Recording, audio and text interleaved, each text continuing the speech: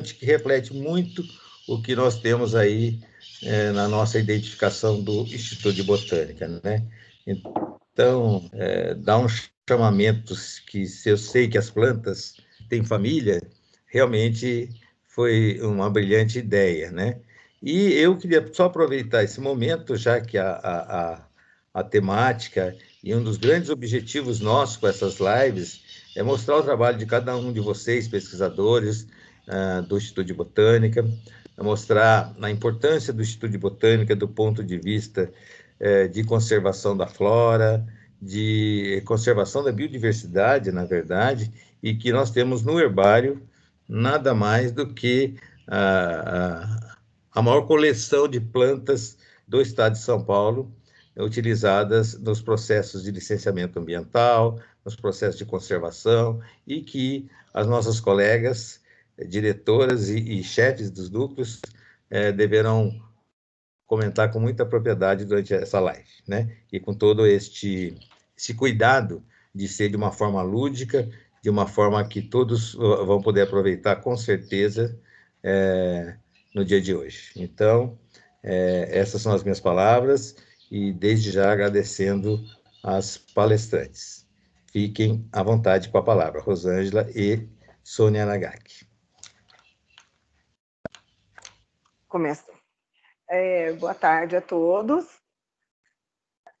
Então, a nossa intenção, do pessoal do herbário, é colocar principalmente para o público leigo que cada planta que o homem conhece é uma necessidade do homem, ele tem que dar um nome. E todas as plantas do mundo, ela tem, como a gente, um nome e um sobrenome, e elas pertencem a uma família. O que é agrupamentos. Como toda uma família, são pessoas parecidas, eu acho que vocês sabem, né? Dentro da família, alguma coisa em comum todas têm. Pelo menos falam o mesmo idioma. As plantas, assim, todas também têm alguma coisa em comum, por isso o homem colocou, classificou dentro de um pacotinho, que é uma família ou um grupo. Também essas plantas, elas têm apelido. Então, o que é apelido? É o nome popular.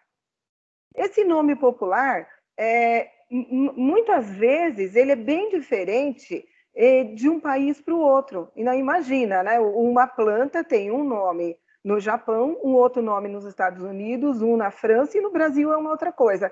Como nós vamos conversar e nos entender se cada planta vai ter um nome diferente num lugar? Às vezes até no Brasil. Um exemplo que a gente tem é a mandioca, que para mim era mandioca, depois tem aipim, macaxeira. Imagina que é um jovem que quer fazer ali uma receita com macaxeira, chega no mercado, não, aqui não tem, a gente não tem isso, a gente só tem mandioca. Esse é um exemplo, tá?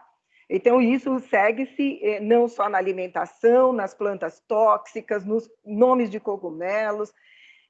E aí, o que é necessário? Nós temos que padronizar. Então, existe o nome científico. A planta, então, ela tem uma família. O gênero seria como se fosse um sobrenome dela. Todo aquele grupinho vai ter o mesmo gênero. E aí tem uma espécie. A espécie ela é mais única.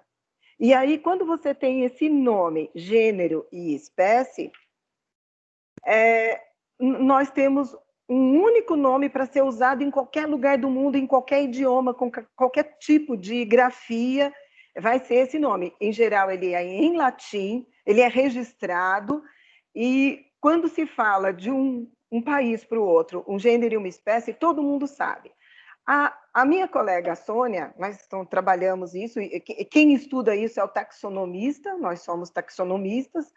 A minha colega Sônia tem ali na sala dela vários exemplos que ela vai mostrar a planta viva. Depois nós vamos voltar para cá, depois de vocês verem algumas plantas, como que a gente reconhece, né? Como que faz para um taxonomista olhar aquela planta e falar, olha, quem é ela, de que família? A Sônia vai dar algumas dicas. E depois desse material, como que a gente guarda esse material? Aí volta aqui para mim. A Sônia já está pegando, a gente vê que a Sônia está pegando, ela tem uma coleçãozinha bem legal. Nós escolhemos principalmente plantas que eu acho que quase todo mundo conhece, aqui em São Paulo, pelo menos. Bom, enquanto a Sônia procura, eu vou dar uns números para a gente saber. No mundo, são conhecidas quase 300 mil espécies de angiospermas, 370 mil espécies de angiospermas. Aí, quando a gente vem para a flora do Brasil, são 35 mil espécies de angiospermas. Em plantas, em geral, nós temos quase 50 mil plantas, contando samambaia, alga, os fungos, dá 50 mil espécies. E 35.600 são plantas com flores. E aqui em São Paulo, nós temos mais de 8 mil plantas com flores. Então, só para vocês terem a ideia da dificuldade que é de você saber daquela plantinha que está com flor, qual dessas 35 mil que nós estamos falando. Soninha, você quer pegar aí a deixa? Tá bom. Inicialmente, boa tarde a todos. Todos me ouvem bem? Bom, qualquer coisa vocês sinalizam aí. Como a Rosângela já comentou, a nossa ideia aqui é trazer um pouco, né, no nosso dia a dia, né, do nosso trabalho, e mostrar que nós estamos muito próximos a todos, né? O cientista, ele está próximo, né? A gente trabalha em pró da sociedade, tá? Então, a gente vai evitar, né, usar termos técnicos, tá? E então vamos começar. Como a Rosângela falou, como que no dia a dia o que a gente faz? Inicialmente a gente começa com coletas, né? Nós fazemos expedições, vamos a diversos tipos de vegetação, como por exemplo, a gente vai para a área, por exemplo, de Mata Atlântica, Cerrado, Campos, e a gente faz coleta de materiais, tá? Vamos só para exemplificar, o que a gente coleta? Por exemplo, né, esse é o boldo, tá? Mas só para exemplificar, nós coletamos amostras, né, de preferência com flor e frutos, né, se possível, ou então pelo menos um desses materiais. Muitas vezes isso não é possível, então a gente coleta material que a gente chama vegetativo. O que é isso? É quando tem a planta, ela não possui nem flor nem fruto, apenas folhas, enfim, ramos com folhas. Tá? O que a gente faz? A gente prensa esse material, né? Colocamos em meio de jornais, entre papelões, uma prensinha feita de madeira e, posteriormente, ela é levada, né, ao laboratório, ou melhor, numa estufa, antes disso, numa estufa, fica secando a 70 graus, em torno de 2 a 3 dias, dependendo do material. Por exemplo, material mais carnoso, né, um fruto mais carnoso, que contém mais água, por exemplo, ficará mais tempo para secagem. E plantas com flores delicadas, a gente lá fica na estufa em menor tempo. Então, uma coisa importante, no campo, a gente tem a caderneta de campo. É onde a gente anota todas as informações, desde o ambiente de ocorrência da planta, por exemplo, odores, coloração, né, das pétalas, por exemplo, tá? Então, voltando, a gente deixou na estufa e depois a gente vai analisar esse material, tá? A gente utiliza literatura pertinente, né, para tentar descobrir, por exemplo, que espécie que é qual espécie pertence àquela planta que a gente coletou. Então, temos inúmeras publicações, tá, referências para chegar nesse trabalho. Para exemplificar, né, voltando ao nosso tema, em relação à família, nós vamos mostrar, tá, alguns exemplos, né, de espécies e plantas que são comuns, né, na nossa vida cotidiana, e para vocês terem ideia do que seria, então, esse grupamento que a Rosângela se referiu, né, a família. Olha, por exemplo, eu estou mostrando aqui o boldo, tá? Agora eu vou mostrar outra espécie, tá? Aqui o alecrim. Temos também a hortelã. E manjerona, tá? Todas elas pertencem à família Lamiaceae, ou antiga Labiate, tá? E como que a gente sabe disso, né? Como eu falei, existem características, né, dessas espécies que fazem, características dessas espécies que as unem, né, as agrupam numa família. No caso, todos vocês conhecem, são usadas como chás ou temperos, e elas são o quê? Muito aromáticas, tá? Então, elas possuem óleos essenciais, né, que são... então, a presença de óleos essenciais é muito comum nessa família, tá bom? Então, essa é uma das características, por exemplo, que pode, né, unir, né, enquadrá-las na família, tá? Tem esse boldo, Plectanthus, que acho que agora a Rosângela pode mostrar esse material, depois prensado, tá? Ela vai continuar falando, então, do processo, né, posterior à coleta, secagem, tá bom? Rô, passo a bola para você. Então, vocês viram que lindas cores da flor do Plectanthus? O que acontece? Quando a gente traz o material para a coleção, só um segundinho, olha como ele fica.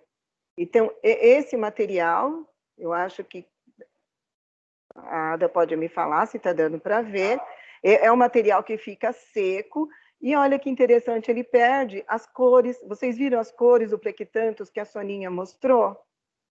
Ele perde essas cores. Então, o que nós fazemos? E sim, quem conhece o boldo sabe o cheiro que ele tem. Ele perde o cheiro. O que nós fazemos? Nós colamos nesse material um pedacinho de uma etiquetazinha, e nessa etiqueta nós vamos anotar aonde nós coletamos esse material. Esse daqui que eu tenho, ele foi cultivado aqui em São Paulo, na Faculdade de Farmácias da USP. E qual a data? Em 1962. Desde 1962, esse material encontra-se aqui guardado na nossa coleção. E dados como a cor da flor, o cheiro, se tem algum inseto pousando. Hoje em dia, nós colocamos a localidade. Eu quis pegar esse material porque ele é bastante antigo, para vocês verem que nossa coleção não é algo de hoje. Nós temos materiais de 1890, 1870... Então, são materiais bastante antigos. E como que a gente conserva esse material? A gente pode amarrar ou costurar, vocês não sei se conseguem ver, mas a gente costura em uma cartolina. Cada material recebe um número, para a gente ter uma noção de quantos materiais nós temos dentro da coleção. Nessa coleção, nós temos 517 mil materiais. Então, essa é a coleção do Herbário de São Paulo, é a terceira maior do Brasil, é uma das maiores da América Latina, se não me engano, da América do Sul é a quarta maior, não sei se ainda é. Então, aqui nós guardamos nesses armários, eu estou dentro da nossa coleção, cada corredor, ele fica trancado, a gente procura manter todo o material com bastante cuidado. Aqui, a temperatura é controlada, a umidade também tem que ser uma umidade baixa, não pode ficar muito quente. Aqui eu vou pegar um outro material. Vamos ver esse outro material que eu tirei só para ter mais uma amostra, para ver como como é que se conhece a flora de um lugar. Esses materiais aqui, apesar de ser cultivado, é uma amostra.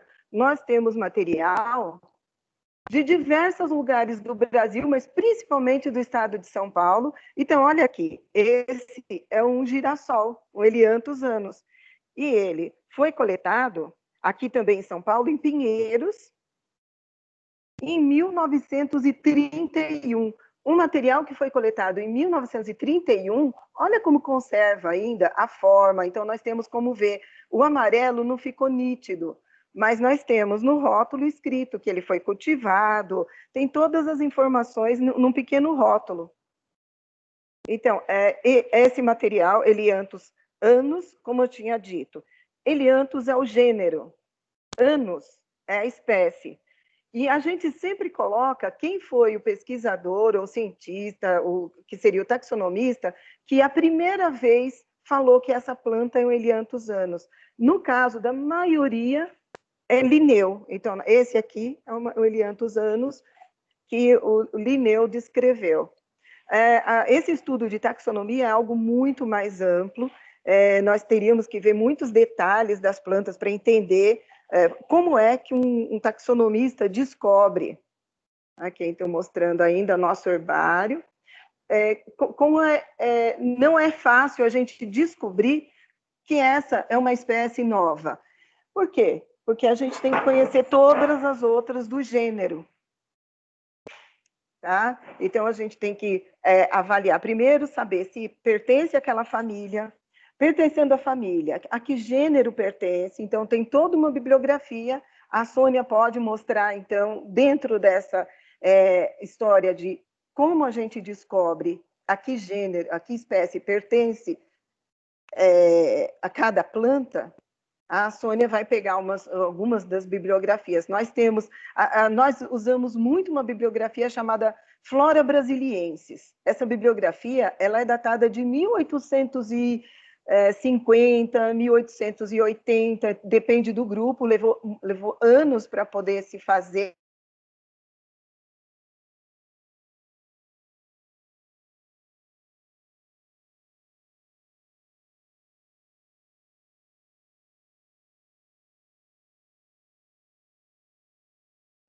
Aí, passa para a Soninha.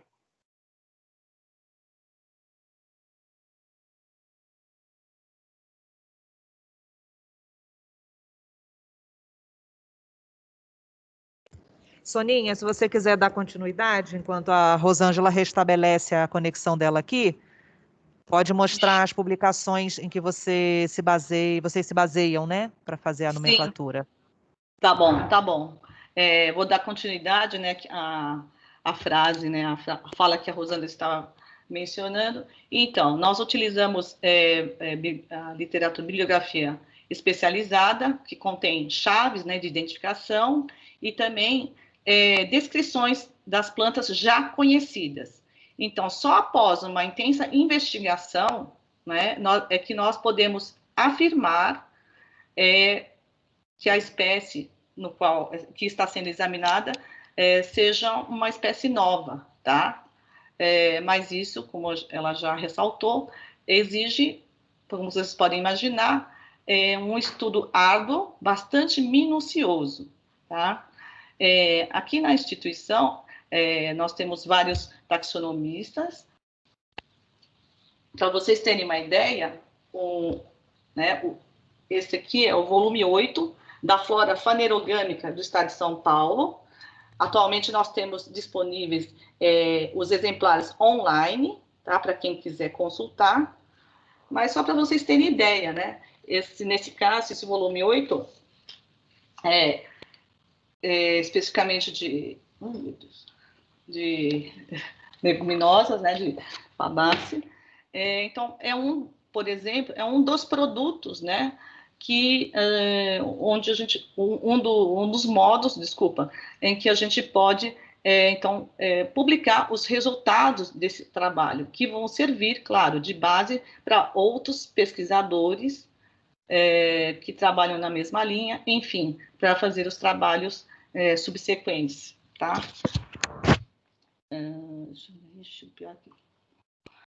Soninha, desculpa, gente, caiu. Eu estou com a internet do meu 4G. Então, o que a Soninha estava mostrando, que são essas obras que nós usamos. Agora, hoje, nós temos, a Soninha está mostrando a Flora do Estado de São Paulo, ela não está completa, tem uma equipe grande que ainda faz esse trabalho. Nós temos que ir na nossa vegetação nativa, que tem. Então, para se saber o que é que nós temos na natureza, a gente tem que ir no campo. E a Soninha já falou que nós coletamos. Quando a gente pega essa amostra, compara com essa bibliografia, não é simples você comparar também com uma foto da internet, que hoje em dia nós temos fotos na internet, mas muitas vezes nós precisamos usar o quê? Equipamentos de laboratório. Esse é um equipamento que nós usamos no dia a dia. Então, nós pegamos uma amostra da planta, nós colocamos numa lupa, no microscópio, fazendo cortes, nós vamos olhar detalhes. Então, é por isso que eu quero deixar claro que é muito difícil a gente fazer o trabalho só com as fotos, com fotos de internet, porque muitos dados, muitas informações são muito pequenos e nem sempre está na foto. Aí, com esse material, quando a gente chega num nome, numa espécie, igual eu dei o exemplo do girassol, que é o Elianthus annus, nós pegamos esse material e trazemos aqui para essa coleção. E nessa coleção, nós vamos ter as localidades que nós coletamos o Elianthus annus. Esse material que estava aqui também permite que a gente saiba qual a distribuição desse material. Então, eu vou saber, essa espécie ela está sendo cultivada aonde? Então, no caso, eu estou falando de uma espécie cultivada. Mas nós podemos ter uma espécie que não é cultivada. Como, por exemplo, nós temos uma espécie aqui de São Paulo que até ganhou, o nome dela é São Paulista, olha que lindo, ela chama Ipomeia São Paulista. Essa Ipomeia São Paulista, pouca gente vai saber quem é, porque é uma planta, uma trepadeira que dá na beira da mata. E aí, como eu sei que ela não ocorre só em São Paulo, apesar do nome São Paulista? Porque eu já fui para Minas Gerais e coletei esse material. Eu já fui para Rio de Janeiro e coletei, não eu, alguém. E tudo isso são dados, informações que está aqui nessa coleção. Agora, nós estamos fazendo ainda, essa equipe faz, a Flora de São Paulo. Vamos para as vegetações ainda existentes do estado de São Paulo, um cerrado, uma mata atlântica, o que tiver. Coletamos o material. Tem já aqui no herbário, então já é um pontinho para ela não ser uma planta tão rara. Às vezes tem muito dela, então ela é uma planta muito comum. A Soninha tem na sala dela uma planta que pertence à família Euphorbiaceae. Ela tem uma florzinha verde muito pequenininha e se chama Alcórnia, o gênero, seria como se fosse um sobrenome, porque existem várias alcórnias. Alcórnia sidifolia. Sidifolia, que alguém deu esse nome porque achava que a folha dela parecia de sida, de um outro gênero chamado sídia. Olha a Sônia mostrando. A florzinha dela pequenininha, discreta, verde, ela está toda florida hoje em dia. Essa planta lá é nativa daqui do Brasil. Como que eu sei que ela é nativa? Como eu sei que existe em várias vegetações? Porque alguém coletou e colocou aqui na nossa coleção. Pode ser que existe algumas alcórnias, algumas hipomeias, alguns outros gêneros que ninguém conhece. E ela está lá no campo. E como que eu vou saber? Ela é uma planta, às vezes, bastante rara. Por que ninguém conhece? Porque ninguém coletou, ninguém levou para um herbário, ninguém estudou. Enquanto ninguém estudar, essa planta ela é conhecida por um único material, por 2 materiais. Então, isso faz com que nós reconheçamos que esse material é uma planta rara, ou está em perigo de extinção. Então, o que foi dito ontem na palestra do Nelson era isso. Como que a gente sabe que essa planta está rara, em perigo de extinção? Muitas pessoas foram para o campo e não trouxe essa planta, ou trouxe uma única vez, 2 vezes. Então, isso é uma coisa que, se não tivesse herbários, se a gente não tivesse essa coleção, esse museu, nada disso nós saberíamos. Nenhuma informação. Informações que pode colocar no material, que essa planta, ela o gado come essa planta e melhora a produção do leite. Alguém escreveu ali. Como que no futuro a gente pode usar essa planta se eu não tiver no herbário essa informação?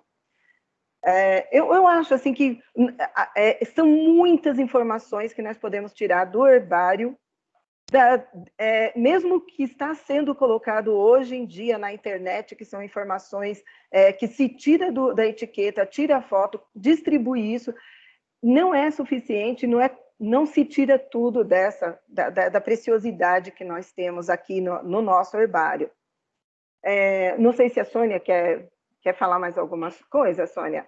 E aí, se tiverem perguntas, já vão fazendo perguntas que eu acho que que a curiosidade das pessoas traz muito mais esse debate para nós do que só a gente contar, porque tem muito que se contar. Eu estudei mais de 30 anos, então eu tenho mais de 30 anos para contar para vocês.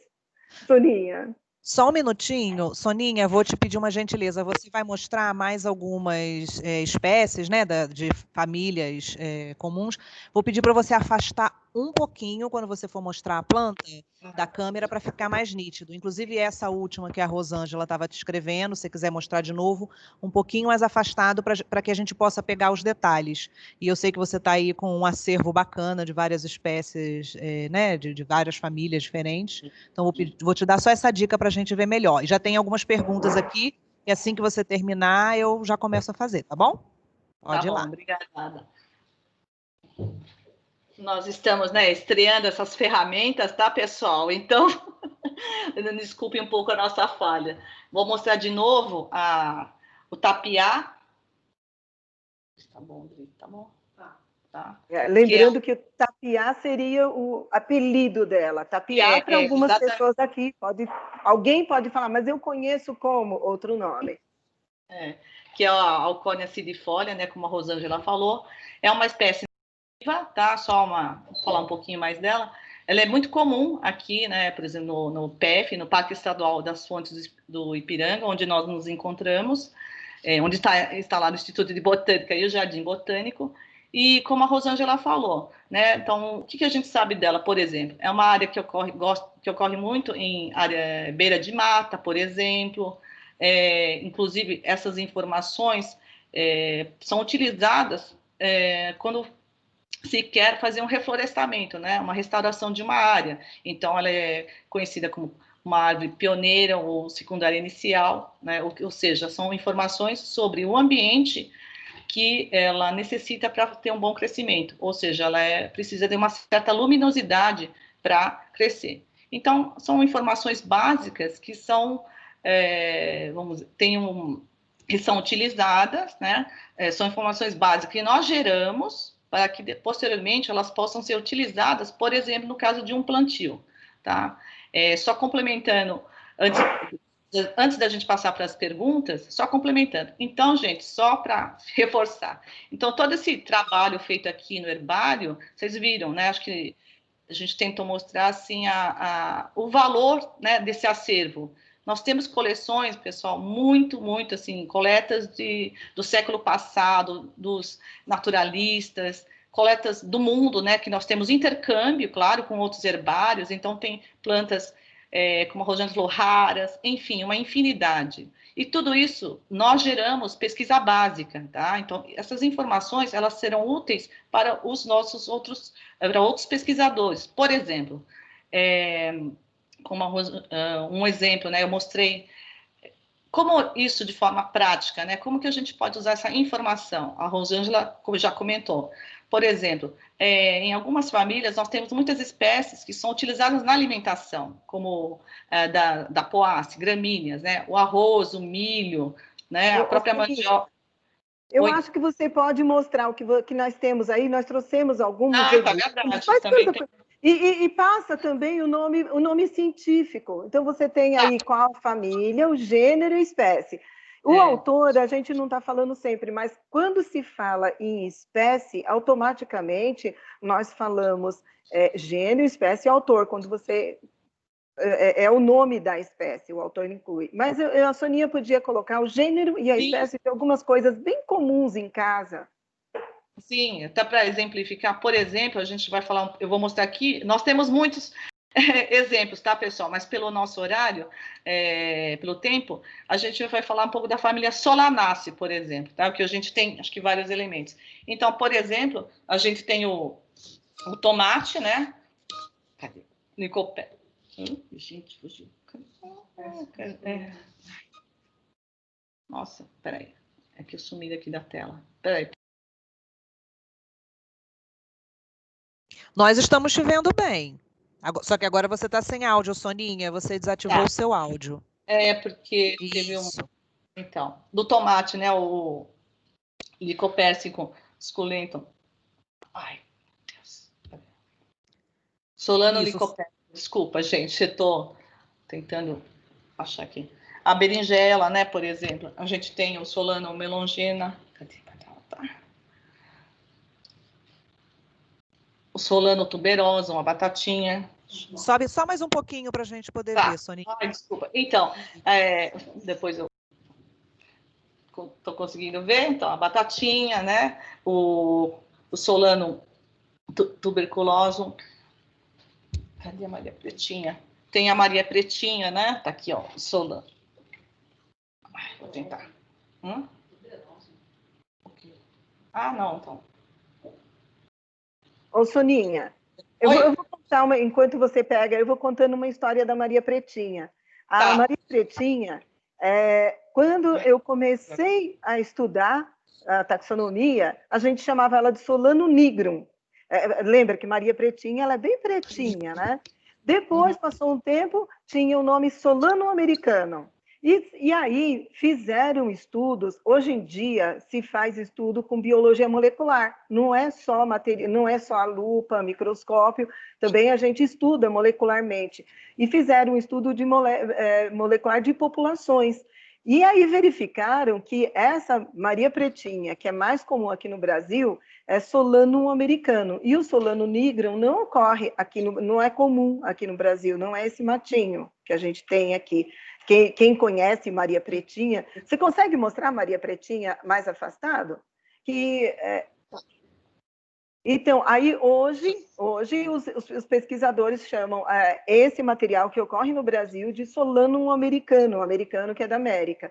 E o Solano nigrum, pelo que eles estudaram, é uma planta muito mais robusta, o frutinho é muito maior, mas como as duas são parentes, né, são da mesma família, Solanácea, e ainda tem o mesmo, seria o sobrenome entre aspas, tá? O gênero, pertence ao mesmo gênero, então ele é muito próximo, é possível que as propriedades do Solano americano e do Solano nigrum sejam bastante próximas.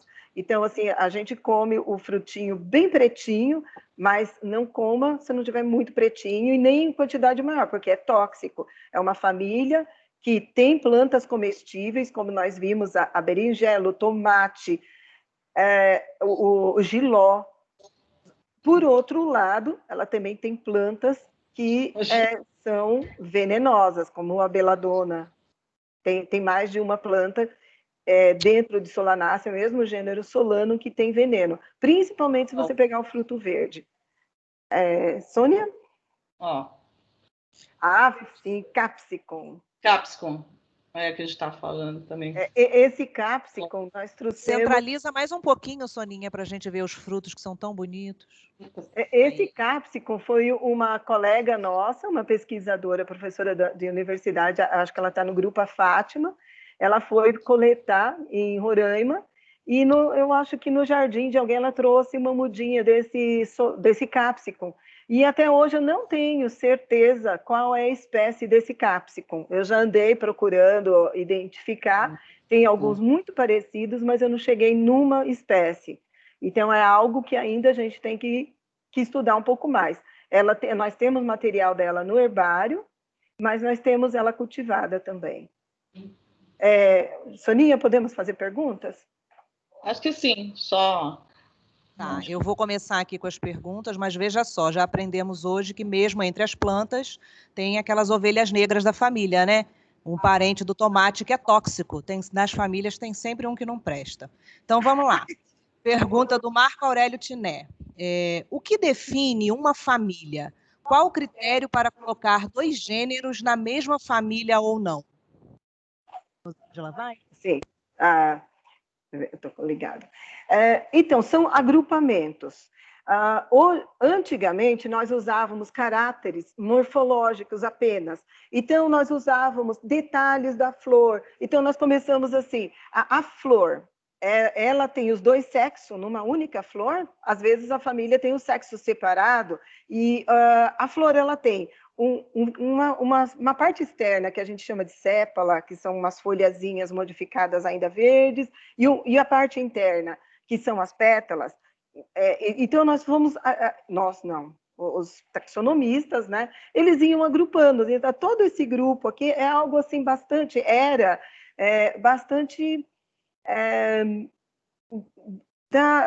morfológica, uma morfologia externa, e a pessoa ia olhando. Então, assim, essa daqui, ela sempre, todas essas plantas que tem masculino e feminino, vamos colocar nesse canto, e foi agrupando, foram agrupamentos.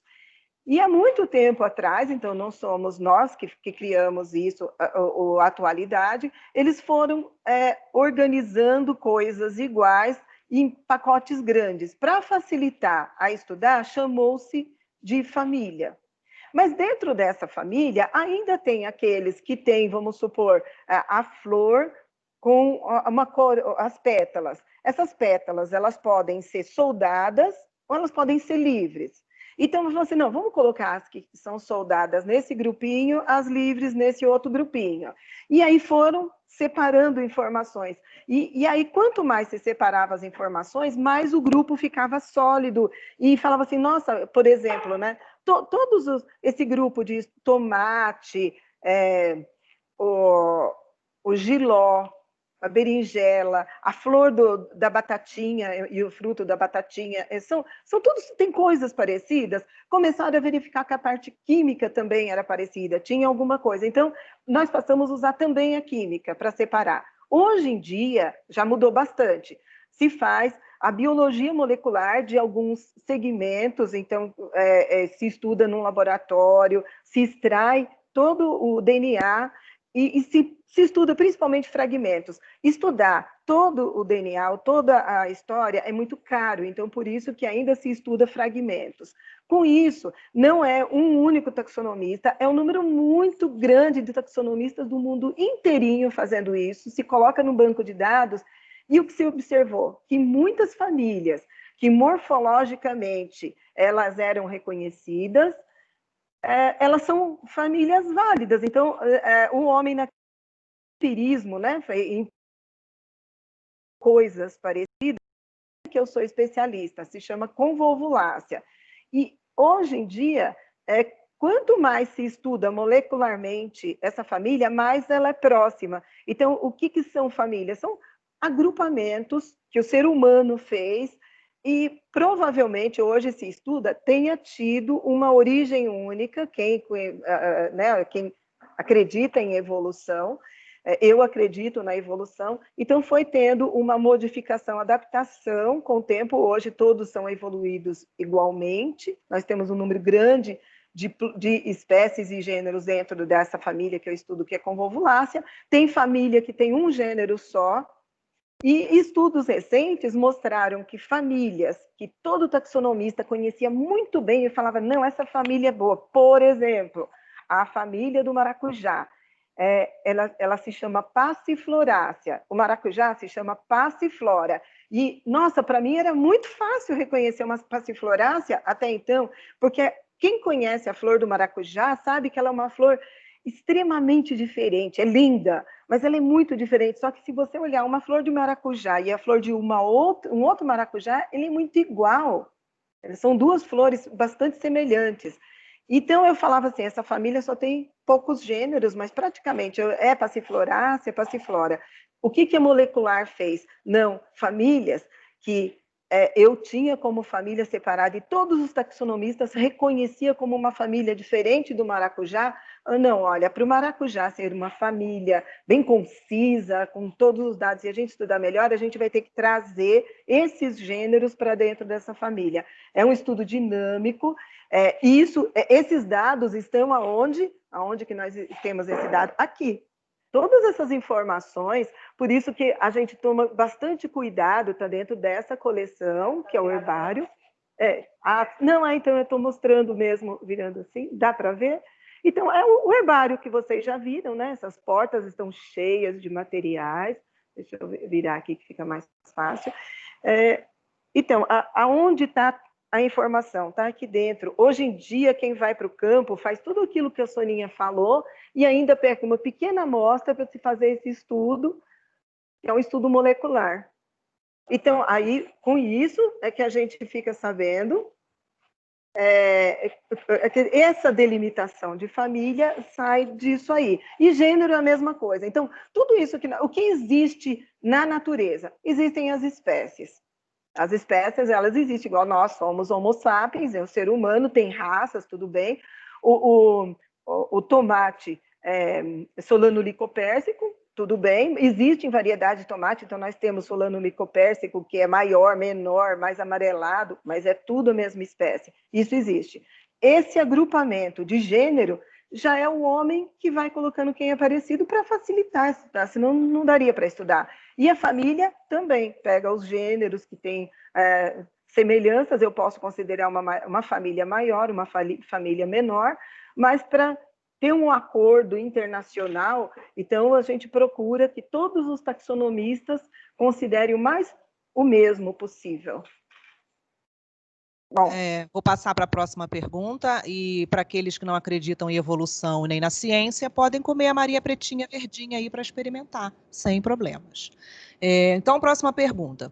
Se uma pessoa deseja conhecer a flora do seu bairro, quais passos vocês recomendam para que essa pessoa inicie sua investigação? Soninha, quer responder? Posso responder sim. Ah, que bom! Uma ótima iniciativa para quem gosta de plantas, né? Como eu já tinha comentado lá no início, você pode procurar, talvez, também na internet, né, alguns exemplos, ou depois até entrar em contato com a gente, para a gente detalhar os passos. Mas, basicamente, né, coletar o material, ramos, né, normalmente 3 a 4 ramos, com flor ou fruto, colocar entre jornais, tá? E depois entre papelões, e colocar para secar o material. Claro, né, a gente não tem uma estufa dentro de casa, então era muito comum, pelo menos, né, quando eu comecei, né, lá muito tempo atrás, na escola, acho que todo mundo já fez isso, fazer essa prensinha por livros, né, pesados, e trocando jornal para secar esse material, tá? E aí realmente, depois, posteriormente, verificar literatura, tá? Alguns livros que auxiliem nessa identificação. Claro que vai ter que investir um pouco no estudo, né, da morfologia, tá? Como a Rosângela já ressaltou, vai ter que estudar as flores, os frutos, pode dar um pouquinho de trabalho, né? Mas eu tenho certeza, assim, para quem gosta de planta, vai ser extremamente prazeroso e é um universo riquíssimo, tá? Não sei. E esse também é um serviço que o Instituto de Botânica presta à sociedade, né? Em algumas situações, a pessoa pode procurar um instituto que nós prestamos esse serviço à sociedade. Sim. Também. Né? Se você quer fazer como amador e pesquisar por conta própria, fica a dica da Soninha, mas se você tem uma necessidade maior de identificar uma planta por algum motivo específico, é só entrar em contato com o Instituto, que esse é um dos serviços que o Instituto presta. Mais uma pergunta aqui, do Sérgio Bianchini, já ouvi falar, conheço esse nome. Rosângela, comente qual a importância de descobrir novas plantas após tantos anos de pesquisa. A gente falando em família, olha aí a família fazendo pergunta. Então, para nós, na verdade, para a ciência, é uma importância muito grande, porque nós temos essa planta, vamos falar da Amazônia, que é uma vegetação pouco conhecida, mas muitas espécies, em todo lugar, até em São Paulo, são descrições novas. Por que é importante? A planta está ali, ela pode trazer, pode ter algumas propriedades, ou medicinais, alguma propriedade ornamental, alguma coisa que pode ser útil para o homem não sabe, ela está lá na natureza, às vezes, então um exemplo, tem uma planta que ela era consumida, a raiz dela era consumida como batatinha da serra, e isso vinha lá de Caetité, da Bahia. Aí vinha para mim, da minha família, uma hipomeia, com volvulácea. Toda vez eu olhava e falava, não, parecia essa, não era. E eu consultava, e isso levou anos. Aí teve uma outra menina que foi estudar, ela chama Lisiane, ela era de lá da Universidade de Feira de Santana, ela foi estudar também comigo, junto comigo, essas hipomeias, pegou todas as que tinha batatinha. Depois de anos de estudo, é claro, nós descobrimos que essa planta ela não era conhecida pelos cientistas. Era pouco material no herbário, o material do herbário estava como hipomeia só, e então nós descrevemos como hipomeia serrana, e é uma espécie nova. E olha, uma planta que hoje eu acho que deveriam investir muito em cultivar essa planta. Você come o tubérculo dela in natura, tem um sabor assim de pera, alguma coisa parecida com pera, e a gente ainda não tem um estudo para saber o que traz de bom para o homem, essa daí. Então, isso é um pequeno exemplo. Quantas outras espécies nós temos? E o Brasil ainda é rico em espécies desconhecidas, ainda porque o número de taxonomistas é pequeno, e cada taxonomista novo a ser formado, ele vai ter que estudar muito para poder descobrir que aquilo realmente não tem nome. Não é fácil assim, não é você, olha, eu consultei a flora de São Paulo, essa flora, e não tem nome. Às vezes é uma planta que veio do Chile, veio da Argentina, e a gente não sabia que estava ali. Tem essa distribuição. Então, você tem que conhecer toda a distribuição. Sim. Próxima, do Vitor Souza. Em muitos casos, as plantas são muito parecidas morfologicamente. Como classificar uma planta recém-descoberta, sendo uma nova espécie ou uma subespécie? Soninha pode responder? A gente ir revezando.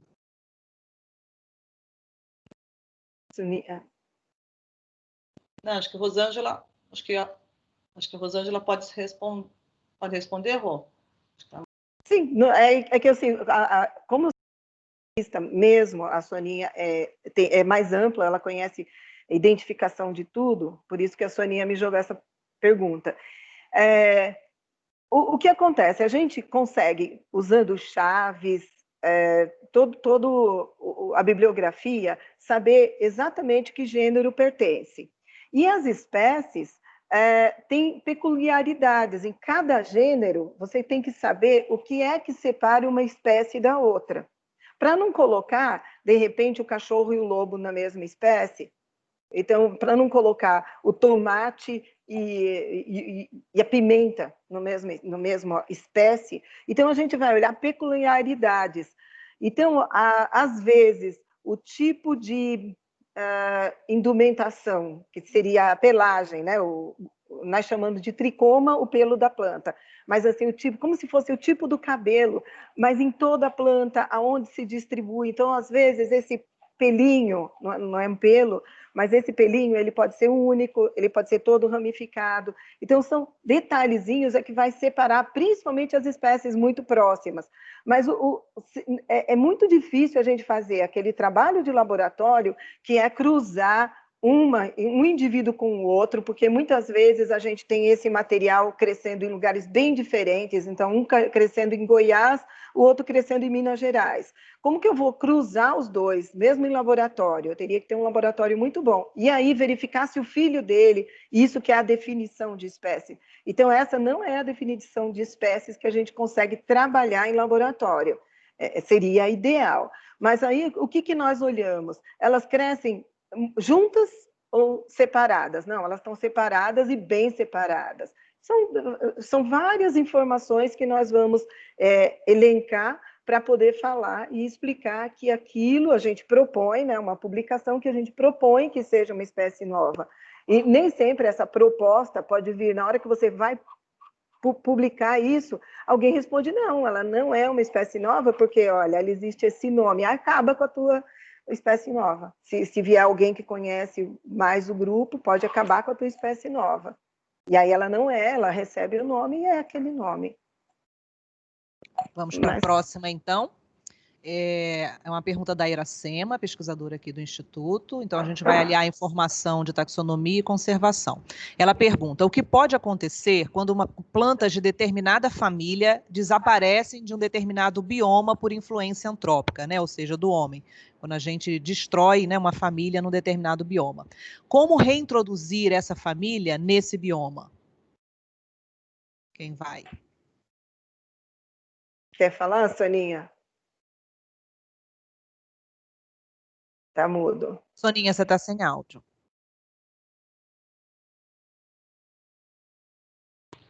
Soninha, você precisa só ativar seu áudio. Isso. Oi. Bom, deixa eu ver se eu entendi direito a pergunta.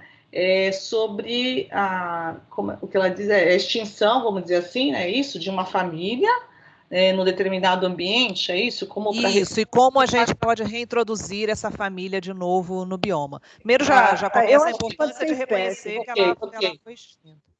Eu acho que a gente pode pensar em nível de espécie, porque é difícil uma família inteira, só se for uma família com espécie só. Mas se uma espécie acabou, não tem mais na Mata Atlântica. Eu acho que, assim, só voltando novamente, então, acho que duas coisas. Primeiro, então, para vocês entenderem, é reforçar, então, mais uma vez, o acervo dos herbários, tá? Como um todo. Por quê? Porque no acervo a gente vai ter essa relação, por exemplo, de espécies que ocorriam em determinada área. Tá? Por exemplo, vamos pensar que nós estamos em São Paulo, município de São Paulo, num determinado bairro, né? Anteriormente, claro, antes de ter a urbanização, era coberto de matas, campos. Então, que espécies ocorriam nessas áreas? Então, muitas vezes, se no passado elas foram coletadas e armazenadas e depositadas em herbários, então hoje a gente pode fazer esse resgate, né? Saber que espécies ocorriam na área. E se atualmente ela está, entre aspas, extinta no local, sabendo que nós temos essa mesma espécie numa outra região, a gente pode, né, então, coletar mudas, sementes, tá? E introduzir nesse local, né? Que ela foi extinta localmente, mas a gente pode fazer essa reintrodução. Então, por isso... Eu acho que, Sonia, também, se tiver em jardim botânico, né? Se tiver cultivado no jardim botânico, a gente pode fazer mudas, semente. Até aproveitando a deixa, né, esse é um trabalho que a gente tem aqui, né? A gente tem a Feliz, além de ter o herbário, o acervo, nós temos o Jardim Botânico com exemplares, assim, não só da Mata Atlântica, mas também, né, de diversas outras florestas e até de outros países, tá? Um exemplo que a gente pode dar, Soninha, como exemplo, o Rodoanel, ele passou numa área que era de mata, ele foi derrubando tudo. O que nós fizemos? Foi uma equipe do Instituto de Botânica, a gente tentou pegar o máximo que conseguia de sementes, nós trouxemos principalmente orquídeas e bromélias, nós trouxemos aqui para o Instituto de Botânica, porque na hora que a gente conseguir criar um parque novamente, ou se dentro do parque não existe aquela orquídea, tem aqui no Botânico, a gente pode... saiu de lá, veio para cá. Isso é raro, nós não temos muito no Brasil. É um exemplo de como que a gente consegue uma planta desaparecendo de um lugar, nós teríamos como, se a gente tivesse mais jardins botânicos ou mais, e existem também bancos de sementes, nós temos um banco de semente ainda muito incipiente, mas nós temos no Senargem de Brasília um grande banco de sementes, isso é muito importante, e existe um internacional que fica... eu não me lembro onde, se é Inglaterra, mas nós temos um que tem sementes do mundo inteiro. Então, existem esses bancos de sementes, mas é claro que uma espécie rara, ela provavelmente vai desaparecer, que seriam as espécies ameaçadas de extinção.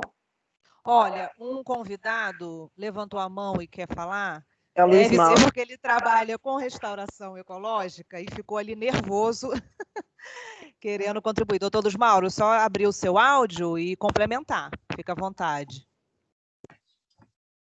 Não, na verdade, eu não queria repetir, não. Acho que está indo muito bem. Pode dar contribuição. Fica à vontade. Então, eu queria, por exemplo, na linha que eu ia, quando eu ergui a mão, ia falar do Rodoanel, e a Rô falou. Mas o melhor exemplo do Rodoanel é a Tillandsia linearis, que estava considerada extinta. Nós resgatamos no Rodoanel, multiplicamos no Botânico e reintroduzimos em várias áreas do Rodoanel. Esse responde, de certa forma essa questão. E ela foi replicada em muitas outras espécies, que a gente sabe disso, o pessoal aí da Rosângela sabe bem, nessa questão do resgate, eles estavam presentes. E na questão de conhecimento da região e tal, também vocês poderiam ter dito, e acho que não ficou bem claro, que para mim conhecer a flora de uma região, eu tenho que fazer o levantamento florístico, como vocês mesmos nos indicaram, nos trechos do Rodoanel, para depois saber o que tinha lá e, eventualmente, estar indicando as espécies que deveriam ser utilizadas na restauração. Sobre a identificação, vocês são experts, né? E o nosso herbário está aí para isso mesmo, né?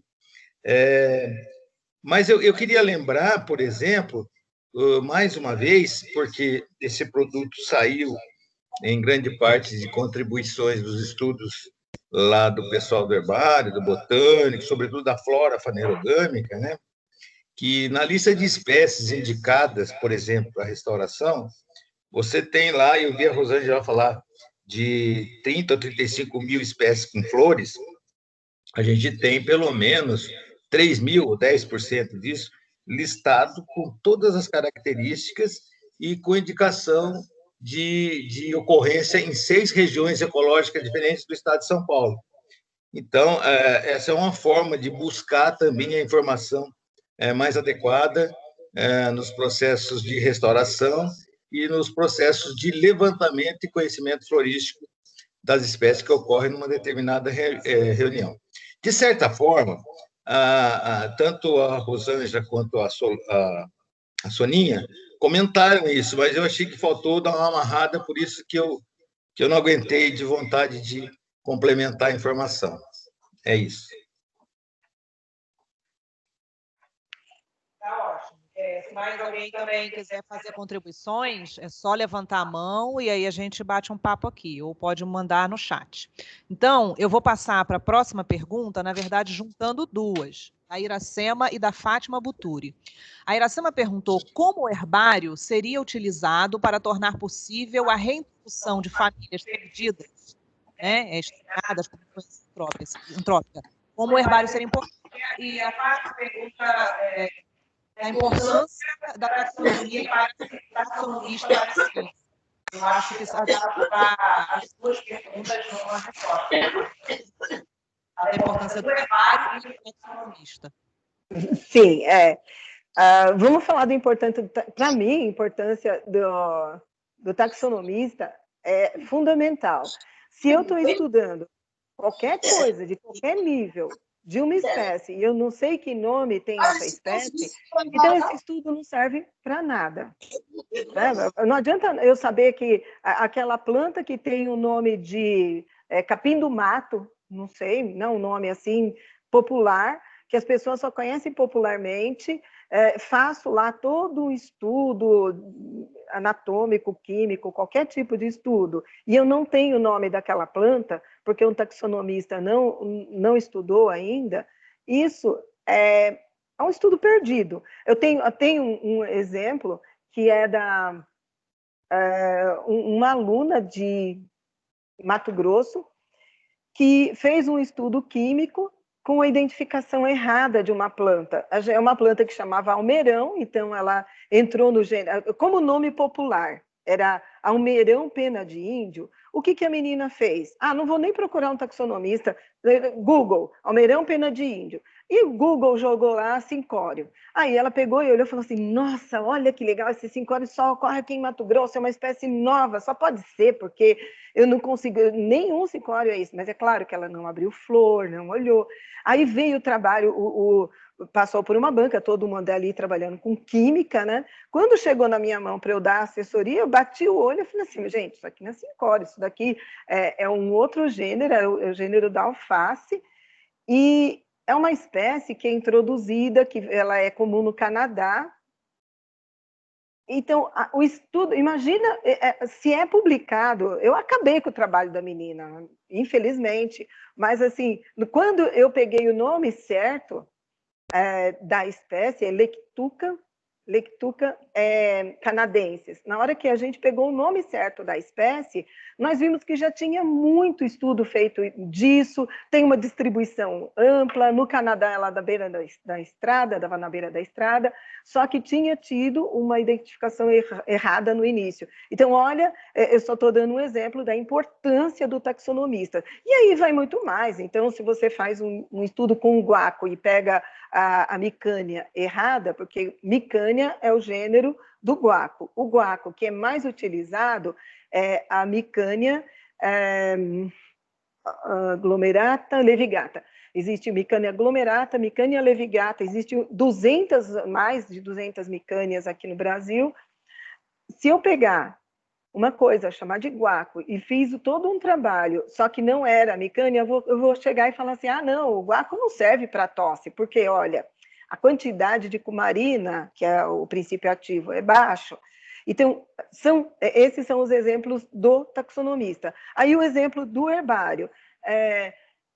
Se eu coletei, fiz um trabalho químico com a Micânia levigata, eu coloco na minha coleção, eu dou um número, lembra que eu mostrei para vocês que tem um material, tem um número, é aquele material, e depois de 10 anos, alguém vem e descobre que aquilo não era Micânia levigata, era Micânia glomerata.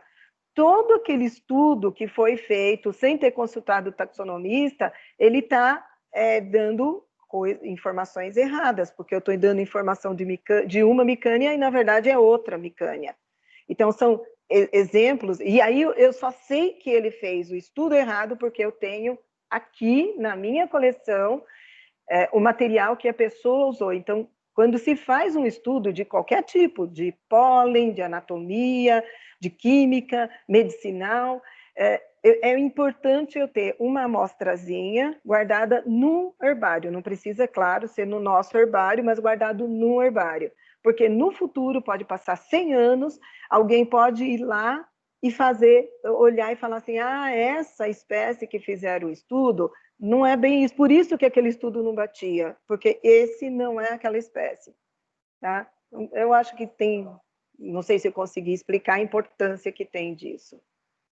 E complementando, Rosângela, a pergunta dela sobre reintrodução, se você sabe que ainda existe essa espécie em algum lugar, você vai lá, coleta onde ela ainda está preservada, compara com a amostra que tem no herbário para garantir que seja aquela e pode fazer o transplante, a reintrodução, onde aquela família tenha sido perdida, exterminada, extinta, não é verdade? Posso Sim. passar para a próxima, então? A Sim. pergunta da Isabel, ela diz, trabalho com o gênero Urera e, pronunciei certo? E qual deve ser o jeito correto para fazer a essicata, uma vez que algumas folhas são relativamente grandes? Você pode vir aqui aprender no herbário, mas a Rosângela vai te responder. Então, geralmente o taxonomista, ou quem, não só o taxonomista, quem trabalha aqui no herbário, né, acaba se especializando num grupo. Se, por exemplo, você fala que o grupo que você trabalha é folha grande, uma coisa, você vai ter que ir se adaptando para ver qual a melhor forma de você fazer uma exicata e que essa exicata você consiga estudar. Não adianta você dobrar ou fazer um origami, a folha que a Soninha tem na mão, fazer um origami com a folha e depois você não vê. O que me interessa, eu quero ver a base da folha, eu posso cortar a folha no tamanho da cartolina e eu posso montar em várias cartolinas. Quem trabalha com samambaia faz muito isso, porque imagina uma folha de samambaia, uma folha de palmeira. O que se faz? Corta um pedaço da base, monta numa cartolina. Aí faz mais um pedacinho do meio, monta em outra cartolina. Porque o que importa no nosso estudo é depois, no futuro, eu pegar toda essa montagem, olhar e conseguir enxergar o todo. Uma flor, uma inflorescência, uma folha. Tá? Eu não sei, mas também pode depois perguntar e eu explico melhor. Soninha quer explicar alguma coisa? Vou só complementar, aproveitando, já que a gente está com um exemplar, ela falou especificamente da folha. Realmente, nós temos, aliás, muitas espécies com folhas grandes. É o que a Rosângela comentou, né? O que é importante é preservar pense assim, o material vai ser... a gente vai montar a exicata e quem for examinar esse material, a gente precisa reconhecer algumas características, né? Então, como ela falou, por exemplo, base da folha, tá? O ápice, a margem, a face de baixo, né? A baxial, ou a face adaxial. Então, você pode... Normalmente, a gente acaba dobrando, né? Aí, como você falou, cada grupo, né? A gente tem que ver a peculiaridade de cada espécie, mas você pode dobrar... Levanta um pouquinho, Soninha, e afasta um pouquinho. Você pode dobrar, né, a folha, dependendo do tamanho dela, né? Por exemplo, que é interessante, né? Que a gente consiga ver as duas faces, né? A superior e a inferior, por exemplo, o ápice, a margem, tá? A base, Tá? Então, a gente vai ter que adaptar de acordo com o grupo, né, a ser estudado. Por quê? Essas características, posteriormente, elas serão utilizadas para identificar esse material, tá? Então, tomar esse cuidado, porque se você, vamos imaginar, né, é prensa de qualquer jeito, quando ela estiver seca na exicata, ela vai estar, por exemplo, desse jeito, né? Então, você não consegue ver a outra face, tá bom? É só para complementar. Ok, vou passar para a próxima e última pergunta. Considerando que frequentemente, devido a novos estudos e metodologias, ocorrem frequentes alterações em classificação, nome de espécies e etc., onde buscar informações confiáveis dessas alterações e atualizações na classificação? Eu diria na bibliografia mais recente, né? Eu acho que na bibliografia mais recente, nós no Brasil, nós temos uma flora que é a Flora do Brasil Online. Cada família, não só cada família, às vezes cada gênero é um especialista que faz. Então, eu confio que o que está ali é o mais atual. Então, se eu sou responsável por um gênero, vamos supor o gênero da Morinha, Rubus, é claro que eu tenho que ficar atenta a qualquer trabalho internacional. Então, eu sou responsável por colocar os dados desse Rubus na flora do Brasil.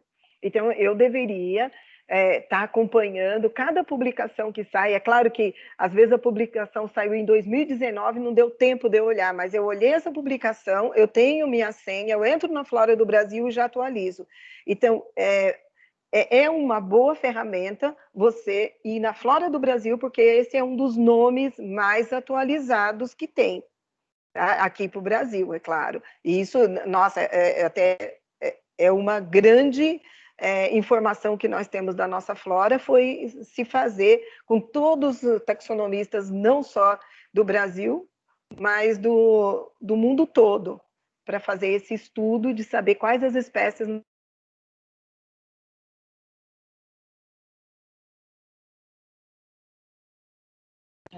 Soninha quer complementar? Rosângela deu uma congelada. Sim, complementando, eu acho que o site, né, mais utilizado relacionado às espécies brasileiras é a Flora do Brasil, tá? Que é um site alimentado por taxonomistas, né, do Brasil e, claro, colaboradores do mundo todo. E eu queria também complementar para vocês verem, deu para perceber que o estudo é bastante minucioso, detalhado. Então, muitas vezes, pessoal, cada especialista estuda uma única família, e nem isso, muitas vezes um gênero, tá? Daquele grupo todo, para justamente poder compreender melhor as características, a evolução, os caracteres evolutivos, etc. Eu, no caso, eu não sou taxonomista, tá? Eu trabalho aqui no núcleo Curadoria do Herbário, mas eu trabalho com levantamentos florísticos, tá? Trabalho junto com eles. Então, no meu caso, a gente vai em determinadas áreas, coleto materiais, faço uma lista de espécies que ocorrem naquela vegetação, por exemplo, numa mata, tá? Para caracterizar, enfim, trabalho junto com eles. Mas, para vocês terem ideia, então, a Rosângela, no caso, ela é especialista, né, no grupo Convolulácea e também estuda Asterácea. Então, vocês verem, para vocês terem uma ideia. Então, só realmente com a contribuição dos taxonomistas que pode ser, que esse site pode ser criado, tá? Então, acho que atualmente, né, a fonte de informação bastante atualizada. Tá? Claro que nós temos outros sites e depois, para quem tiver interesse também, podemos enviar, né? É só entrar em contato com a gente, né? Com o site do Instituto, que a gente encaminha, né? Talvez a pessoa queira informações mais específicas. Tá bom, Ada? Acho que é isso. Tá, ok. A Vanessa já colocou aqui no nosso chat o link para o Flora Brasil, tá bom? Então, quem tiver interesse, só dá uma olhadinha aqui no lado que já tem. Vou fazer, então, a última pergunta para a gente encerrar, tá ok? Só para não deixar aqui a Mariana Neto sem resposta. Um dos testes preliminares para identificação do gênero cannabis é a análise das folhas. É necessário fazer a essicata ou não? Isso na área criminal, né? A análise das folhas. Se para ele seria interessante fazer a essicata. Vou abrir aqui para a Rosângela. Tá. Eu, como taxonomista, sempre falo que preciso de uma essicata. Eu não gosto de fazer identificação por fotos. Não acho que eu posso falar assim, olha, é ou não é a cannabis, sem ter uma amostra, um material. Um exemplo que eu posso dar disso, teve anos atrás, trouxeram alguns materiais do gênero Croton, do grupo Astrea, que é muito parecido a folha com cannabis, até o tipo de tricoma, de pelinho. E eles chegaram e falaram que era apreensão numa área. Imagina se fosse só a foto era muito parecida. Aí o que eu fiz? Eu levei para um laboratório, nós ficamos examinando e eu encontrei uma florzinha. Quando eu vi a florzinha, eu falei, gente, não é nem a família. Ela simplesmente é parecida. E coitado do homem que estava sendo segurado lá, porque era uma plantação, não era, é uma espécie nativa de cerrado, daqui de São Paulo. Hoje tem pessoas estudando e sabem que tem essa variação. Então, assim, eu não tenho nenhuma segurança, eu acho que nem o Sérgio Romaniuk, que é o especialista que poderia falar, não, ele também não certificaria se não trouxer uma amostra para ele, e isso, de preferência, que se tiver com uma florzinha, um fruto, é melhor, mas tem que ter um material. Olha, o Sérgio Romaniuk está acompanhando a gente aqui e ele fez um comentário, ele disse, olá Mariana, para a cannabis há necessidade de certificação legal, esse gênero possui muitas formas. Então, a gente acabou de aprender que se você tiver problemas com a polícia, antes de chamar um advogado, chame um taxonomista. Às vezes, para ter certeza, às vezes pode ser... Economiza o dinheiro do advogado chamando aqui um taxonomista. De repente é uma estreia. Exatamente, você está encrencado à toa. Gente, nós vamos encerrar, então, o período de perguntas, né? A gente já bateu o nosso tempo aqui. 4 horas, já são 4h15, né? Já ultrapassamos 15 minutos. Queria agradecer a participação de todas e todos que contribuíram aqui com a live. Vou abrir para o Dr. Luiz Mauro, se ele quiser encerrar, tá bom? Agora a gente teve que ficar juntinho aqui, mas estou de máscara, deu um probleminha. Quero saber se o Dr. Luiz Mauro quer fazer um encerramento. E se vocês tiverem mais dúvidas, como eu já falei na nossa primeira live, mande um e-mail, entre em contato com o Instituto, que nós estamos aqui para tirar as dúvidas. Antes do Dr. Luiz Mauro, aliás, encerrar, a Soninha e a Rosângela não querem falar mais alguma coisa, né? Eu só quero agradecer a todos por ter acompanhado essa participação. Quem tiver mais interesses, depois pode procurar uma de nós. E a minha ideia era atingir um público o mais leigo possível. Não, o taxonomista, a gente sabe que conhece bem isso. Eu agradeço a presença de todos. Eu também quero agradecer, né, a oportunidade da gente poder mostrar um pouco, né, o nosso trabalho, o nosso dia a dia, para as pessoas que não são da área, claro, não são biólogos, não são cientistas, né?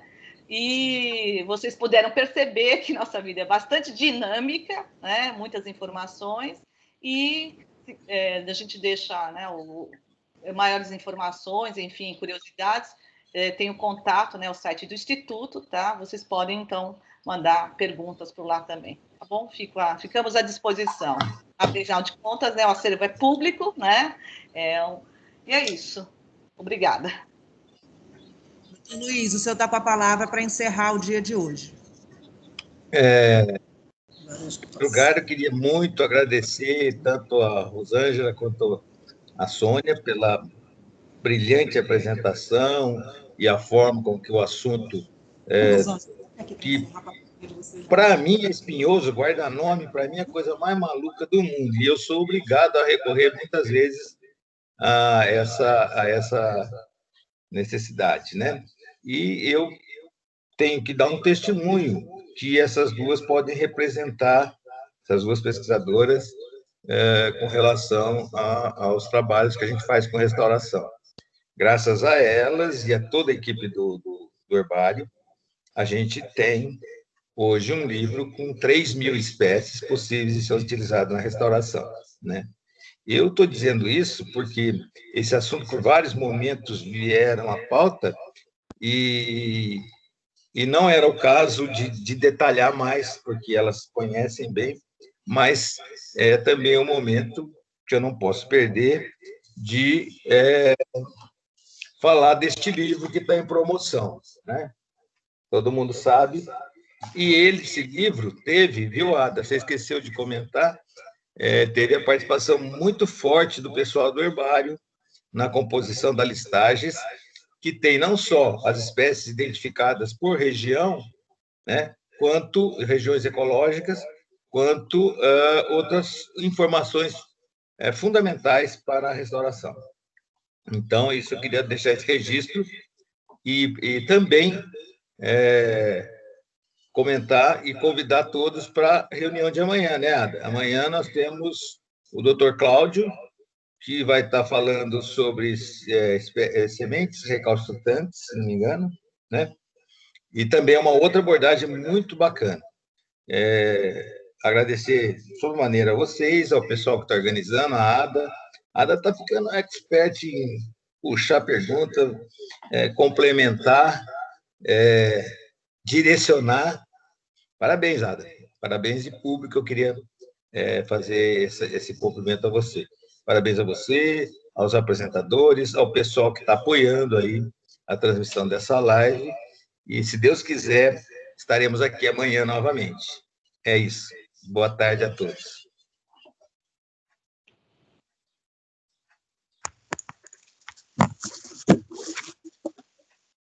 Acabou, né?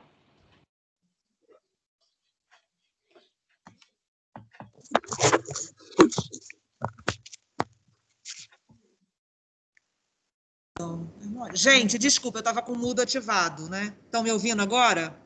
Sim. Eu coloquei aqui no chat o banner anunciando que essa semana da primavera, de 21 a 27, todas as publicações do Instituto estão com 20% de desconto. Além dessa publicação que o Dr. Rusmauro apresentou, todas as nossas publicações estão em promoção lá na lojinha do Jardim. Certo? Então, é só isso. Damos por encerrado o dia de hoje. Obrigada e até amanhã. Obrigado. Tchau.